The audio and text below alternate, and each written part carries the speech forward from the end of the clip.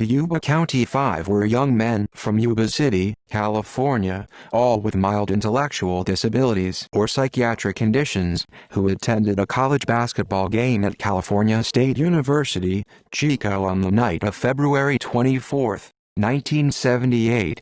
Afterwards, they stopped at a local market for snacks and drinks. Four of them, Bill Sterling, 29, Jack Hoot, 24, Ted Weiher, 32, and Jack Madruga, 30, were later found dead. The fifth, Gary Mathias, 25, has never been found. Several days after their initial disappearance, their Mercury Mount Ego was found, abandoned, in a remote area of Plumas National Forest on a high mountain dirt road that was far out of their way back to Yuba City. Investigators could not, however, determine why it was abandoned, as it could easily have been pushed out of the snowpack it was in, and was in good working order. At that time, no trace of the men was found. After the snow melted, in June, four of the men's bodies were found in and near a trailer camp used by backpackers as shelter deep in the forest, 20 miles, 32 kilometers from the car. Only bones were left of the three bodies in the woods, a result of scavenging animals, but the one in the trailer, Ted Weiher, had apparently lived for as long as almost 3 months after the men were last seen, starving to death despite an ample supply of food and heating materials available in it. He was missing his shoes, and investigators found Mathias' own shoes in the nearby woods, suggesting Mathias also survived for some time beyond the last night they were seen alive.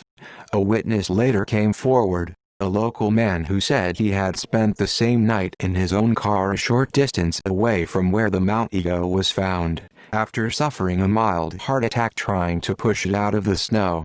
He told police that he had seen and heard people around the car that night, and twice called for help, only for them to grow silent and turn off their flashlights.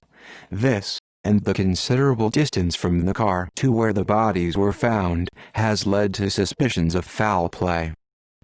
Background: during his army service in West Germany in the early 1970s, Gary Mathias, a Yuba City native, had developed drug problems. These eventually led to his being diagnosed with schizophrenia and being psychiatrically discharged. He returned to his parents' home in California and began treatment at a local mental hospital. While it had been difficult at first, he was nearly arrested for assault twice and often suffered psychotic episodes that landed him in a local Veterans Administration hospital. By 1978 he was being treated on an outpatient basis with stilazine and cogentin and was considered by his physicians to be one of our sterling success cases. Mathias supplemented his army disability pay by working in his stepfather's gardening business. Off the job, outside of his family, he was close friends with four other men, most slightly older than him, who either had slight intellectual disabilities, Sterling and Hoot, or were informally considered slow learners, Weiher and Madruga, also an Army veteran and who lived either in Yuba City or nearby Maryville. Like Mathias, each man lived with their parents, all of whom referred to them collectively as the boys. The five men's favorite leisure activity was sports. Their families said that when they got together, it was usually to play a game or to watch one. They played basketball together as the Gateway Gators, a team sponsored by a local program for the mentally handicapped. On February 25, the Gators were due to play their first game in a week-long tournament sponsored by the Special Olympics, for which the winners would get a free week in Los Angeles. The five men had prepared the night before, some even laying out their uniforms and asking parents to wake them up on time. They decided to drive to Chico that night to cheer on the UC Davis basketball team in an away game against Chico State. Madruga, the only member of the group besides Mathias who had a driver's license, drove the group 50 miles, 80 kilometers north to Chico in his turquoise and white 1969 Mercury Mount Ego. The men wore only light coats against the cool temperatures in the upper Sacramento Valley at night that time of year. Disappearance: after the Davis team won the game, The group got back into Madruga's car and drove a short distance from the Chico State campus to Bears Market in downtown Chico. There they bought snacks along with sodas and cartons of milk to drink. It was shortly before the store's 10 p.m. closing time. The clerk later remembered them because she resented that such a large group had come in and delayed her from starting the process of closing. None of them were seen alive again after that point. At their homes, some of the men's parents had stayed up to make sure they returned. When morning came and they had not, police were notified. Investigation police in Butte and Yuba counties began searching along the route the men took to Chico. They found no sign of them, but a few days later a Plumas National Forest ranger told investigators that he had seen the Mount Eagle parked along Oroville Quincy Road in the forest on February 25. At the time he had not considered it significant, since many residents often drove up there into the Sierra Nevada on winter weekends to go cross-country skiing on the extensive trail system, but after he read the missing persons bulletin he recognized the car and led the deputies to it on February 28.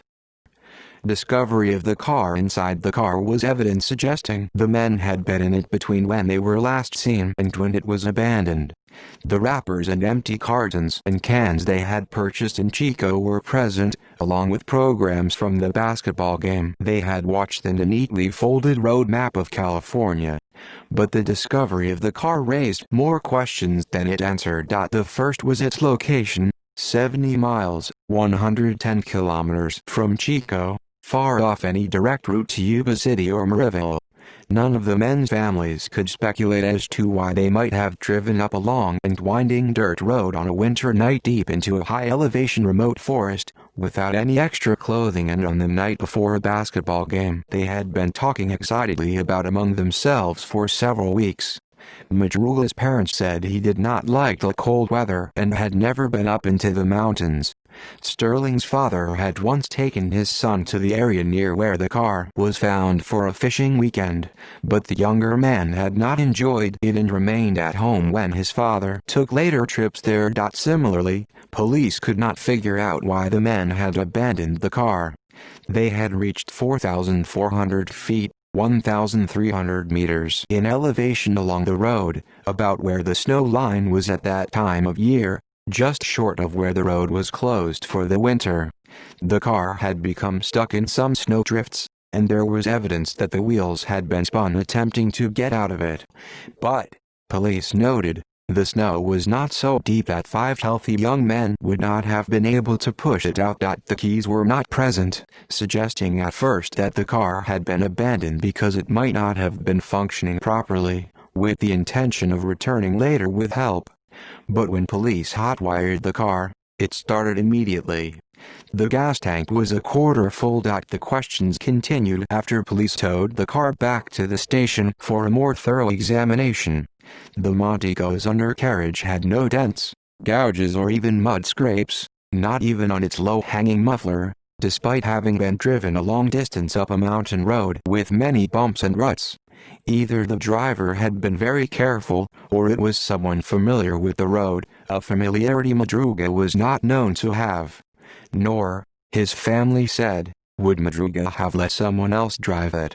But the car also was unlocked and had a window rolled down when it was found, and they also said it was unlike him to leave the car so unsecured. Efforts to search the vicinity were hampered by a severe snowstorm that day. 2 days later, after searchers and snowcats nearly got lost themselves, further efforts were called off due to the weather. No trace of the man was found other than the car. Sightings. In response to local media coverage of the case, police received reports of some or all of the men being sighted after they had left Chico, reports of them being seen elsewhere in California or the country. Most were easily dismissed, but 2 stood out. Joseph Shuns of Sacramento told police he inadvertently wound up spending the night of February 24-25 near where the Mount Eagle was found. He had driven up there, where he had a cabin, to check the snowpack in advance of a weekend ski trip with his family.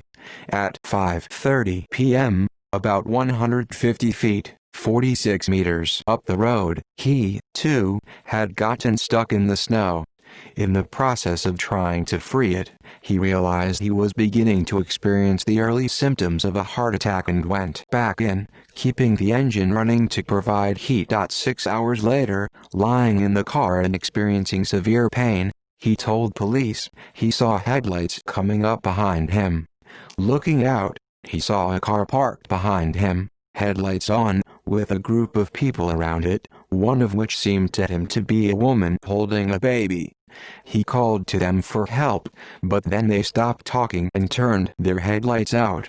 Later, he saw more lights from behind him, this time flashlights, that also went out when he called to them. After that, Sean said at first, he recalled a pickup truck parking 20 feet, 6.1 meters behind him briefly, and then continuing on down the road.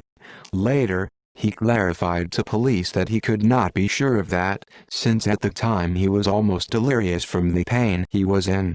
After Sean's car ran out of gas in the early morning hours, his pain subsided enough for him to walk 8 miles, 13 kilometers, down the road to a lodge, where the manager drove him back home, passing the abandoned Mount Ego at the point where he had recalled hearing the voices originate from. Doctors later confirmed he had indeed experienced a mild heart attack. Wyher's mother said ignoring someone's pleas for help was not like her son, if indeed he had been present. She recalled how he and Sterling had helped someone they knew get to the hospital after overdosing on Valium. The other notable report was from a woman who worked at a store in the small hamlet of Brownsville, 30 miles, 48 kilometers from the spot where the car had been abandoned, which they could have reached had they continued down the road from where they left the car.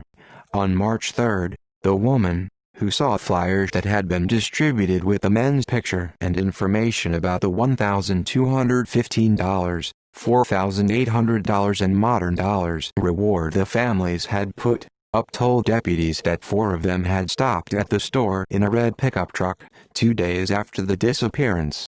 The store owner corroborated her account. The woman said she identified the men immediately as from out of the area due to their big eyes and facial expressions. 2 of the men, whom she identified as Hoot and Sterling, were in the phone booth outside while the other 2 went inside. Police said she was a credible witness and they took her account seriously. Additional detail came from the store owner. He told investigators that men whom he believed to be Wyher and Hoot came in and bought burritos, chocolate milk and soft drinks. Wyher's brother told the Los Angeles Times that while driving to Brownsville in a different car in apparent ignorance of the basketball game seemed completely out of character for them, the owner's description of the 2 men's behavior seemed consistent with them, as Wyher would eat anything he could get his hands on and was often accompanied by Hoot more than any of the other 4. However, Hoot's brother said Jack hated using telephones to the point that he would handle calls for his brother Jack from the other men in the group. Discovery of bodies with the evidence not pointing to any clear conclusion about what happened the night the men disappeared. Police and the families were not ruling out the possibility that the men had met with foul play. The eventual discovery of 4 of the 5 men's bodies seemed to suggest otherwise, but raised even more questions about what had happened that night, and whether at least one of them might have been rescued. On June 4, with most of the higher elevation snow melted, a group of motorcyclists went to a trailer maintained by the Forest Service at a campsite off the road about 19.4 miles, 31.2 kilometers from where the Mount Ego had been found. A front window had been broken. When they opened the door, they were overcome by the odor of what turned out to be a decaying body inside. It was later identified as Wyher's. Searchers returned to Plumas, following the road between the trailer and the site of the Mount Ego. The next day they found remains later identified as Madruga and Sterling, on opposite sides of the road 11.4 miles, 18.3 kilometers from where the car had been. The former's body had been partially consumed by scavenging animals. Only bones remained of the latter, scattered over a small area. Autopsies showed they had both died of hypothermia. Deputies speculated that one may have succumbed to the desire for sleep that marks that condition's final stages, and the other refused to leave his side, eventually meeting the same fate. 2 days later, as part of one of the other search parties, Jack Hoot's father found his son's backbone under a manzanita bush 2 miles, 3.2 kilometers northeast of the trailer. His shoes and jeans nearby helped identify the body. The next day a deputy sheriff found a skull downhill from the bush, 300 feet, 91 meters away, confirmed by dental records later to have been Hoot's. His death, too, was attributed to hypothermia. In an area to the northwest of the trailer, roughly a quarter mile, 400 meters from it, searchers found 3 Forest Service blankets and a rusted flashlight by the road. It could not be determined how long those items had been there. Since Gary Mathias had presumably not taken his medication, pictures of him were distributed to mental institutions all over California. However, no trace of him has ever been found. Evidence in Trailer Wire's body was on a bed with 8 sheets wrapped around it, including the head. The autopsy showed that he had died of a combination of starvation and hypothermia. He had lost nearly half his 200 pounds, 91 kilograms. The growth of his beard suggested he had lived as long as 13 weeks from when he had last shaved. His feet were badly frostbitten, almost gangrenous. On a table next to the bed were some of his personal effects, including his wallet with cash, a nickel ring with Ted engraved on it, and a gold necklace he also wore.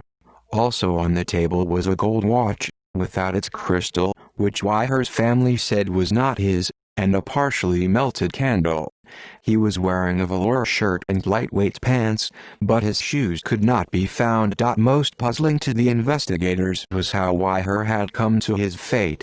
No fire had been set in the trailer's fireplace, despite an ample supply of matches and paperback novels to use as kindling. Heavy forestry clothing which could have kept the man warm also remained where it had been stored. A dozen C-ration cans from a storage shed outside had been opened, and their contents consumed, but a locker in the same shed that held an even greater assortment of dehydrated foods, enough to keep all 5 men fed for a year if that had been necessary, had not even been opened. Similarly, another shed nearby held a butane tank with a valve that, hadn't been opened, would have fed the trailer's heating system. This behavior, however, was consistent with what Wire's family members described as a lack of common sense arising from his mental disability. He often questioned why he should stop at a stop sign, and one night he needed to be dragged out of bed while his bedroom ceiling was burning in a house fire since he was worried about missing his job the next day if he left his bed. It also seemed that Wire had not been alone in the trailer, and that Mathias and possibly Hoot had been there with him. Mathias's tennis sneakers were in the trailer, and the C-rations had been opened with a P38 can opener, which Mathias would have been familiar with from his military service. Mathias, his feet perhaps also swollen from frostbite, could have decided to put Wire's shoes on instead if he had ventured outside. The sheets all over Wire's body also suggested that one of the others had been there with him, as his gangrenous feet would have been in too much pain for him to pull them over his body himself. Even knowing that 4 of the 5 men had died in the Sierra, investigators still could not completely explain what had led to those deaths. They still had found no explanation for why the men were there, although they learned that Mathias had friends in the small town of Forbestown, and police believed it was possible that, in an attempt to visit them on the way back home, the men may have taken a wrong turn near Oroville that put them on the mountain road.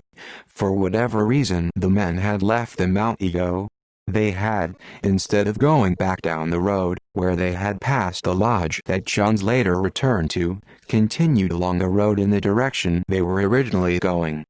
Purposeful motion like that is not consistent with the circular patterns traveled by those who genuinely believed themselves lost. The day before the men went missing, a Forest Service snowcat had gone along the road in that direction to clear snow off the trailer roof so it would not collapse.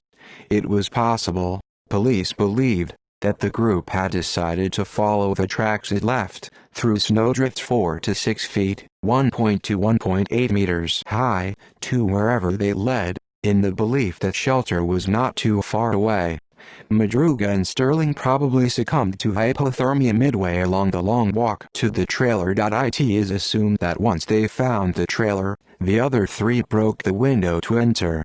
Since it was locked, they may have believed it was private property, and may have feared arrest for theft if they used anything else they found there. After Whitehead died, or the others believed he had, they perhaps chose to attempt to return to civilization by different routes, overland, on foot. See also: List of people who disappeared, List of solved missing persons cases. Notes. References.